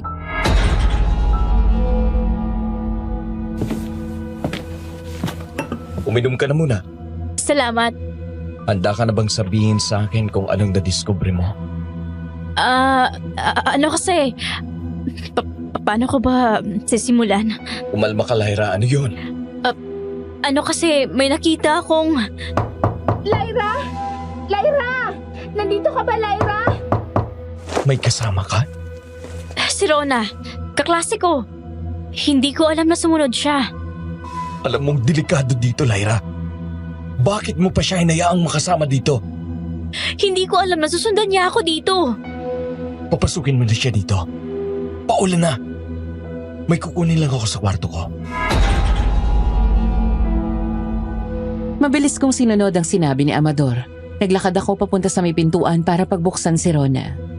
Natataranta naman niyang hinawakan ng kamay ko papalabas ng bahay ni Amador. Lyra, umalis na tayo dito. Ano ba sinasabi mo, Rona? Pumasok ka muna. Paulan na, oh. Hindi. Basta makinig ka na lang sa akin, Lyra. Umalis na tayo dito, please lang. Sinabi ko na kasing mauna ka na. Bakit ka pa sumunod dito sa akin? Dahil hindi kita pwedeng pabayaan. Pakiusap. Makinig ka sa akin. Bigyan mo muna ako ng dahilan para umalis tayo. Sinabi ko na sa'yo, Rona. Hindi ako maniniwala sa sinasabi't pinakita mo hanggat hindi nanggagaling kay Amador ang katotohanan. Ano ba, Lyra? Makinig ka naman. Kahit ngayon lang, pwede ba? Hindi ka kailanman magiging ligtas dito. Bakit ba kasi? Mauna ka na kung gusto mo. Yang taong pinagkakatiwalaan mo ay siyang aswang na sinasabi sa baryong to. Hindi! Hindi totoo yan! Tingnan mo mga simbolo sa paligid ng bahay na to, Lyra. Hindi ka pa rin ba naniniwala? Habang sinusundan kita kanina, inapadpad ako sa isang maliit na bahay. At sa likod ng bahay na ito, may mga katawan doon. Hindi ko na pinarot sa so agad ang mga sinabi ni Rona. Ang alam ko lang ay kasabay ng tunog ng kidlat ay siya namang pagkawala ng ilaw sa buong bahay. Madilim na ang paligid. Nabuo ang takot sa dibdib ko. Lalo na magsimula na kami makarinig ng kaluskos mula sa ikalawang palapag. Pamilyar ang kaluskos na yon. Dahil naranasan ko iyon nung nanatili kami dito sa bahay ni Amador. At saka ko napansin na parang may unti-unting nagbabago mula sa dilim. May mga kuko na tila humahaba. May isang pares ng mata na kumikislap at parang hayop na gutom. Nakarinig din ako ng tila pag-crack ng mga Umalis na tayo, Lyra! Tara na! At sabi niyo balak magpunta. Amador! Aswang! Mabilis kaming tumakbo ni Rona paalis ng bahay ni Amador. Hindi na namin inalintana ang lakas ng ulan. Sa ngayon ang importante sa amin ay ang tuluyan ang makaalis sa lugar na ito. Habang tumatakbo kami, ay ganoon din kalapit ang kaluskos na naririnig namin. Mabilis ang pagkilos ng humahabol sa amin. Sa sobrang bilis ng takbo namin ay hindi ko na napansin ang malaking bato na nakaharang sa daraanan ko. Kaya bigla na lamang ako nataliso doon. Lyra! Mauna ka na, Rona. Kaya kong sarili ko. Sige na. Hindi! Halika na! Sabay tayong aalis sa lugar na to! Tumayo ka na, Lyra! Ang sakit ng paa ko. Inalalayan ako ni Rona na makatayo. Kahit na nahihirapan na ako sa paglakad at paktakbo dahil sa laki ng sugat ko, ay pinilit pa rin naming makaalis sa lugar na yon. Mas lalong lumakas pa ang ulan, kaya mas lalo kaming nahirapan ni Rona. Hindi na namin alam ang daan na tinatahak namin. Para kaming napaglararoan ngayon. Dahil paulit-ulit kaming bumabalik sa daan, papunta sa bahay ni Amador. Mas lalo ring lumalakas ang mga kaluskos na naririnig ko sa paligid namin. Pareho na kaming pagod ni Rona. Pero pilit naming hinanap ang daan papaalis sa lugar na yon. Nang tuluyan na naming nahanap ang daan ni Rona, ay doon naman biglang sumulpot ang nakakatakot na nilalang. Pulang-pula ang mga mata nito. May mahabang kuko. Nakakatakot. Nakakatakot ang itsura nito. Sa sobrang takot at pinaghalong pagod ay hindi ko na namalayan ang sumunod na mga nangyari dahil bigla na lang akong nawala ng malay. Nagising ako na nakagapo sa isang madilim na kwarto. May mabibigat na yabag akong narinig na siyang nagpakaba sa akin ngayon. Masyadong madilim ang lugar. Wala akong makita maski na ano. Tanging tunog ng paghinga at mahinang kaluskos na lang ang naririnig ko ngayon.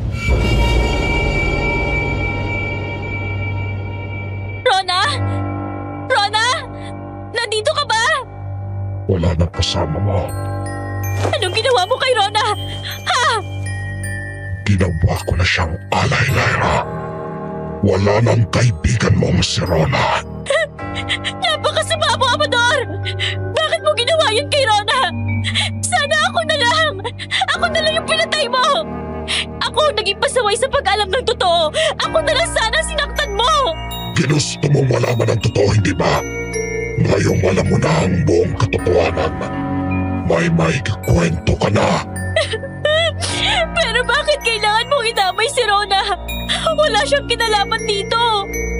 Dahil siyang nakadiskubre ng buong pagkatao ko. At dito sa amin, pinapatay ang mga nakakaalam ng buong katotohanan. Kung ganun, papatayin mo rin ba ako? Hindi. Dahil may kailangan ka pang malaman. Unti-unting luminaw ang paningin ko, pero nanatiling imposibleng makita ang kabuuan ng kwarto. Nakakapit ang lamig sa balat ko, parang bulto ng hangin na may dalang babala. Nasa sahig ako, nakagapos at halos hindi ko maramdaman ang daliri ko sa sobrang higpit ng pagkakatali. Muling binalot ng sindak ang dibdib ko habang naririnig ko ang bawat paglapit ng mabibigat na yabag ni Amador.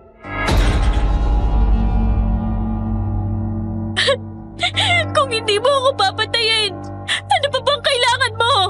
Ang katotohanan, ito lang ang kaya kong iwanan sa'yo bago matapos ang lahat. Bakit mo ginawa lahat ng to? Bakit mo pinatay si Rona? Bakit mo kinuha ang mga bata? Hindi sila ang target ko. Hindi sila ang gusto kong patayin. Pero ginawa mo pa rin! Hindi yun rason! Hindi mo naiintindihan. Simula pa noon, si Mayor Ronaldo ang gusto kong pabagsakin. Siya ang tunay na kriminal. Siya ang nagpaikot ng sindikato. Siya ang nagbenta ng mga bata. Siya ang nagpawala sa mga gurong tumutulong sa amin. Huminto siya at sa pag-angat ng ulo niya, doon ko narinig ang bahagyang pagbabago-bago ng boses niya. Naghalo ang sakit at galit sa tinig niyang iyon. Pinatay niya ang estudyante kong minahal ko na parang anak. Pinatay niya ang asawa ko. Pinatay niya ang anak ko. Anak mo? Oo. Lahat ng mahal ko. Kaya alam kong walang manguhuli sa kanya. Walang maniniwala sa akin. Kaya gumawa ako ng takot. Kaya ka ba nagtuturo ng journalism? Oo. Kaya ako din ginawa ang aswang. Ginamit ko ang sumpang iniwan sa amin ng kana. Ako ang nangunguha ng hayop ng mga bangkay na sinunog ko upang magmukhang rapture ng demonyo. Lahat ng yon, mensahe. Para pag-usapan ng mga tao?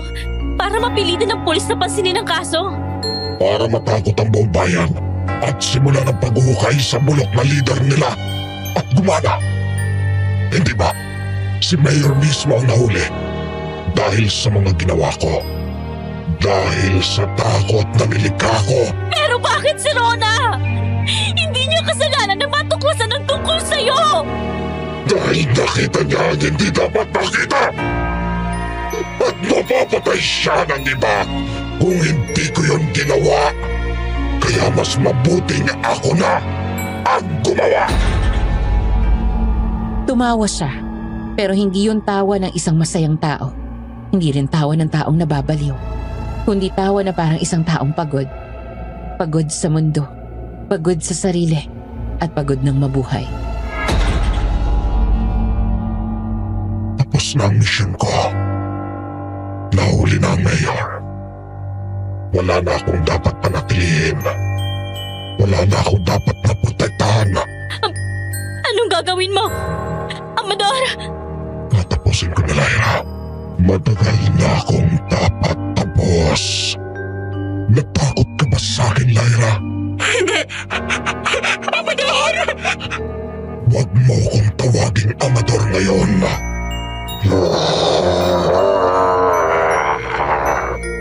Hindi na ko yon.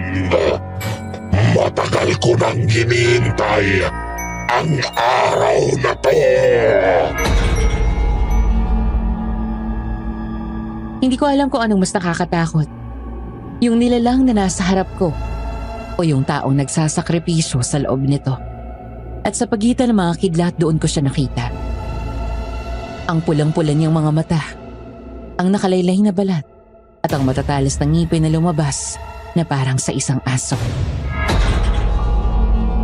Kung tapos ng mission mo, bakit kailangan pang ganito? Bakit kailangan mong...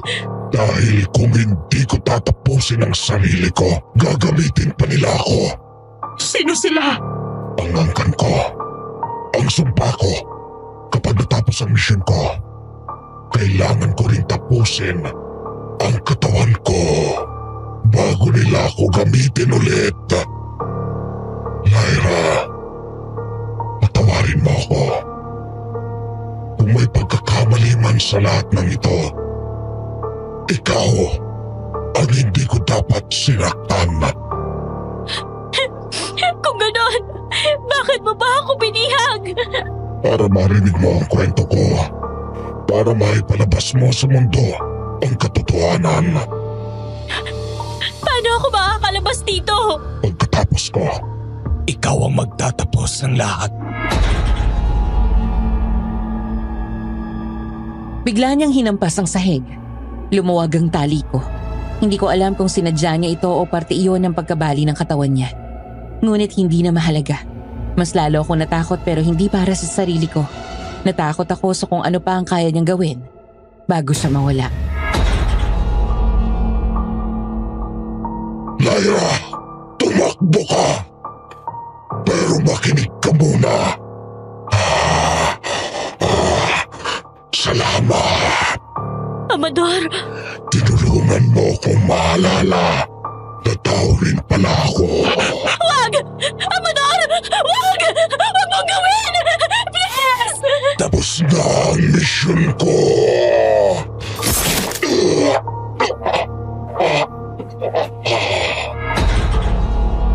Umiyak ako ng umiyak hanggang sa wala ng boses na lumalabas sa bibig ko. The house was dead. Kasabay ng pagkamatay ni Amador natapos ang sumpa. Nagsimulang kumalma ang ulan. Nawala ang mga kaluskos. Nawala ang presensya ng ibang nilalang at sa gitna ng katahimikan, isa lang ang naiwan sa akin. Ang katotohanan. Ang sakit, ang lamig. Ang bangkay ni Rona na hindi ko man na nabigyan ng huling yakap. At ang pangakong ibinili ni Amador na ako na ang magtatapos ng lahat. Nagsimula akong gumapang papunta sa butas sa dingding. Nagsimula akong tumayo. Nagsimula akong lumakad palabas ng impyernong iyon. Pagod, malamlam ang mga mata at iika-ika akong naglakad sa gitna ng kagubatan. Sariwang-sariwa pa din sa alaala ko ang lahat ng nangyari. Pitpit ang kamera at recorder na naiwan ni Rona sa kagubatan. Nagpatuloy ako sa paglalakad hanggang sa marating ko ang main road.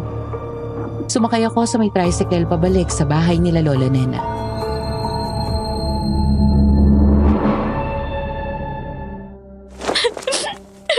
Lyra, anong ginagawa mo dito?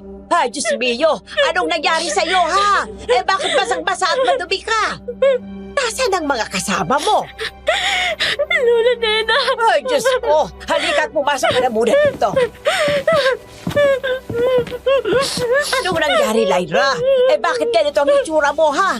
Nasaan na ang mga kasama mo? Bakit wala siya dito? Lola! Wala na po. Si Rona.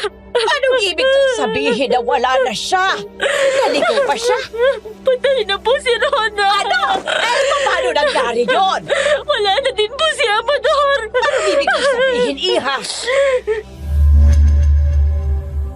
Kahit nahihirapan ay nagawa kong ikwento ang lahat kay Lola Nena. Hindi naman ito makapaniwala sa lahat ng nalaman niya.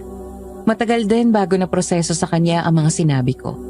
Nag-offer naman ito na doon muna ako tumaloy sa bahay nila pansamantala hanggang sa kumalma ako. Sa ilang araw na pananatili ko ay wala akong ginawa kundi manatili lang sa loob ng kwarto. Bigla-bigla din ako nagigising sa kalagitnaan ng gabi dahil sa masasamang bangungot. Tila naririnig ko ang malakas na sigaw ni Rona sa panaginip ko. Maski na din ang ibang anyo ni Amador na siyang nagpapagising ng diwa ko.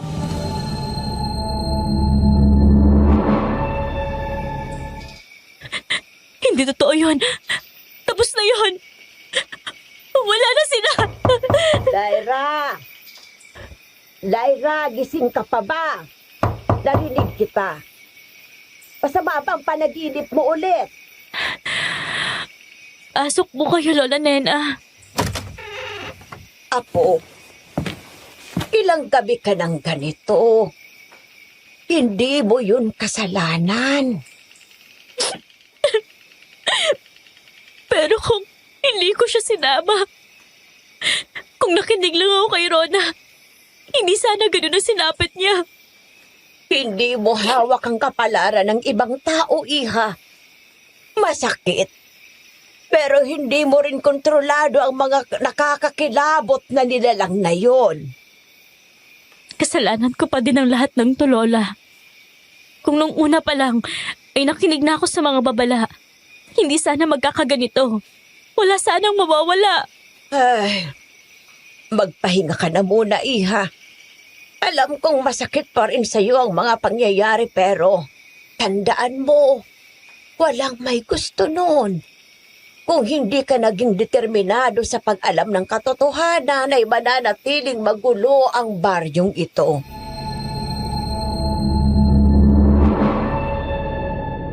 Iniwan na ako ni Lola Nena para makapagpahinga. Nang tuluyan na itong makalabas ng kwarto ay naupo ako sa gilid ng kama. Nanginginig pa rin ang mga kamay ko. Hindi ko na alam kung paano haharapin ang susunod na mga araw. Ang sigaw ni Rona, ang mukha ni Amador. Lahat ng nangyari paulit-ulit silang bumabalik sa isip ko na parang sirang plaka.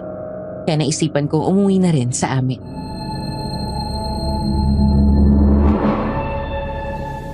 Sigurado ka na ba, iha? Hindi ka pa maayos. Lola, natatakot pa rin ako. Pero mas natatakot ako kung mananatili pa ako. Kailangan kong makaalis. Kailangan ko nang tanggapin ang lahat. Kung yan ang desisyon mo, hindi kita pipigilan. Salamat sa pag-intindi, Lola Nena. Napakalaki ng utang na loob ko sa iyo at kay Tio Nestor. Huwag mo nang alalahanin yun. Masaya kami na natulungan at nagabayan ka namin kahit papano. Naway naging aral din sa iyo kung ano man ang nangyari sa baryong ito. Opo, La. Hindi na ito mauulit. Oh, eto. Lola, hindi ko naman ho kailangan nitong rosaryo. Dalhin mo pa rin yan, Lyra. Hindi mo alam kung ano ang maaaring sumunod sa iyo. Hindi lahat ng nilalang sa mundong ito ay umaalis agad. Sige po, salamat. Ihahatid ka na namin ni Nestor sa terminal. Gusto namin masigurado na ligtas kang makakarating doon. Ayos lang po ako, Lola Nena. Masyado na po kayong maraming nagawa para sa akin. Nakakahiya na po kung pati paghatid ay iaasa ko pa sa inyo. Ay, ano ka ba, iha? Bisita ka namin sa baryong ito.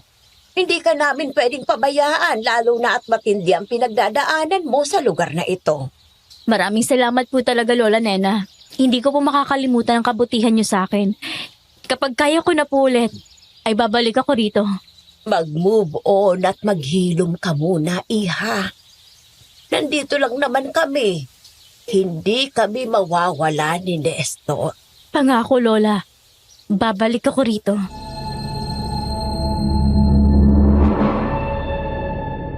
Tinulungan ako ni Lola Nena na nag-iimpake ng mga gamit ko na natira.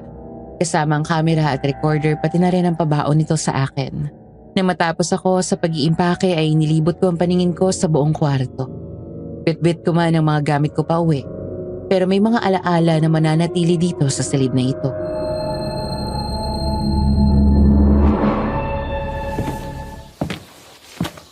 Nakahanda ka na ba, Iya?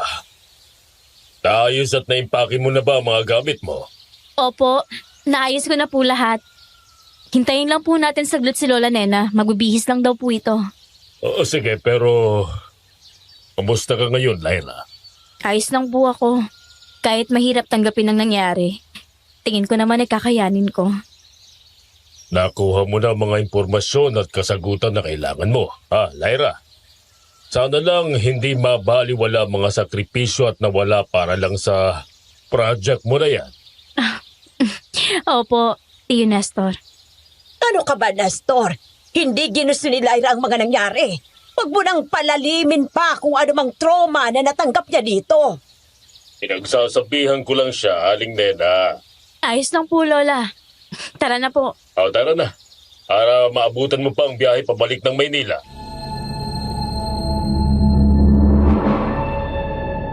Naglakad kami patungo sa labas ng bahay at sa bawat hakbang na ginawa ko parang ang lahat ng mga alaala, mga tanong at mga pagdududa ay nagiging mas mabigat. Hindi ko alam kung paano ko haharapin ang mga susunod na mga araw. Ngunit ang isang bagay lang na sigurado ay wala akong takas mula sa mga nangyari.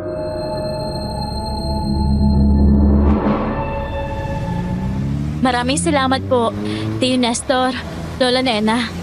Dito na po ako. Mag-iingat ka, Lyra. Mag-iingat ka palagi. Opo, Lola. Mag-iingat ka, Iha. Hanggang sa muli. Maraming salamat din po sa inyo, Tio Nestor. Hanggang sa muli. Sige na, Iha. Nandiyan na ang bus pa Maynila. Sumakay ka na at baka maiwanan ka pa. Sige po, Lola. Tio, mauuna na po ako.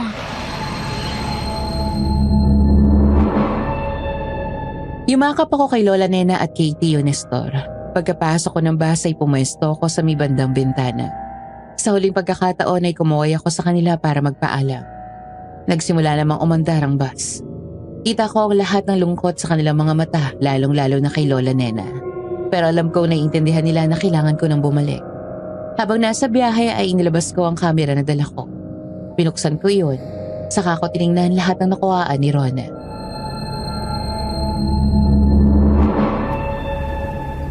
Nandito ako sa summer ngayon para hanapin si Lyra. May mga bagay kasi ito na gustong malaman. Siya pa naman ang tipo ng tao na kapag na-curious sa isang bagay ay hindi titigil hanggat hindi nahahanap ang kasagutan. Sana lang ay mahanap ko ito kaagad bago pa siya mapahamak.